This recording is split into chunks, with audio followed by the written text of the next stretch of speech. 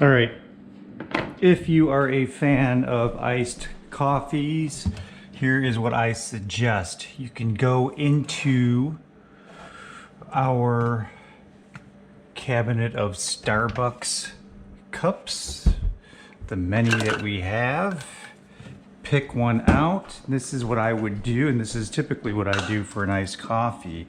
This can be removed so that you can at least hold the cup up here. This is not really meant for this, but what I've done to make an iced coffee is basically use the espresso lungo, push this button, and it'll dispense at least a quarter of a cup of espresso into this cup. All right, so let's go ahead and hit it. We want to check and make sure there's enough beans. Water's full. We're gonna go ahead and hit lungo. You're gonna have to hold this for almost close to a minute here.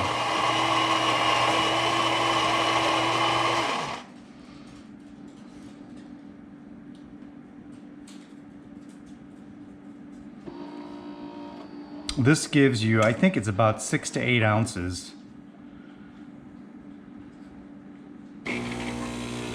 All right, and this is your base, and then what you're gonna do is you can add, I don't know, maybe about an ounce of syrup.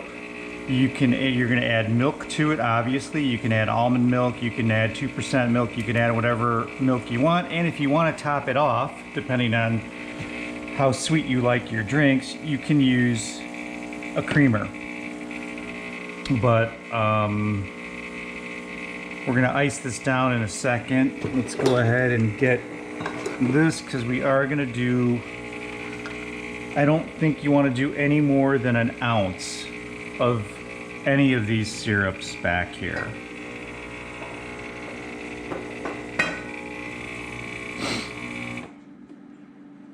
All right, that's done.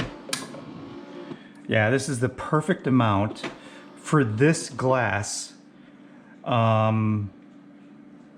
So let's go ahead and let's do the French vanilla. We're gonna do 1 ounce of French vanilla.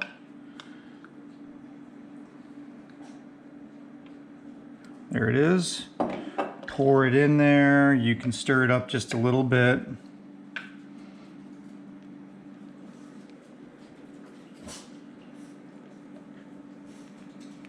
Okay, you can see how much is in there. Next step, you're just gonna fill the cup with ice.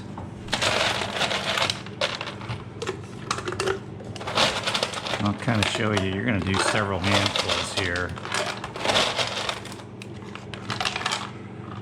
Right about there.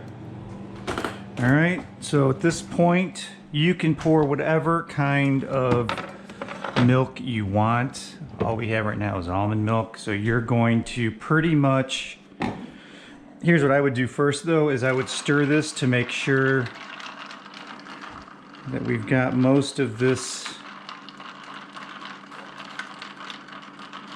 cooled off, that the espresso has been cooled.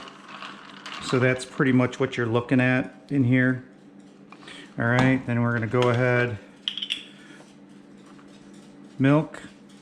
Now, you don't have to add the creamer. I like the creamer, and I like the thickness of the creamer. This is thin for me. This is more like what you would get at Dunkin' Donuts. Their cold coffees right about at this point. I do like a little creamer in mine, so you can just do about that much.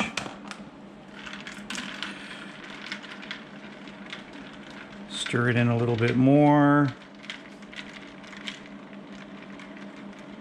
I think you're set.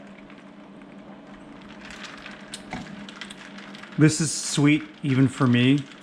You could add more or less, but usually 1 ounce of the syrup, another ½ ounce to 3/4 ounce of the creamer, and you're doing a pretty good amount of whatever milk you add.